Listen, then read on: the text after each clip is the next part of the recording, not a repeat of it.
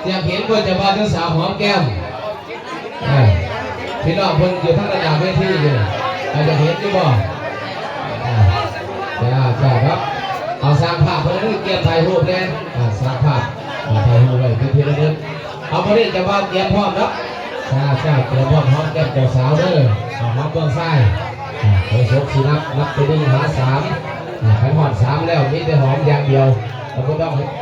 เห็นเดี๋ยวอื่นเลยตัดทิพย์เป็นไฟหวานเอาวันนี้พร้อมแล้วไปเอา1 2เป็นความของพวกนี้ก็เบาเอาวันนี้พร้อมแล้ว3หอมได้ที่หอมไม่ได้หอมสาวๆเนาะเอาวันนี้ทั้งเจ้าสาวด้วยเนาะเตรียมพร้อมด้วยเนาะแต่ว่าจะมาด้วยยกน้องเอ๋ยเวลาเจ้าสาวเพื่อสีหอมเอา1 2 3คนเอาหอมได้3วันนี้ต้องมือเป็นเกียรติให้เจ้าบ่าวเจ้าสาวพี่น้องเขา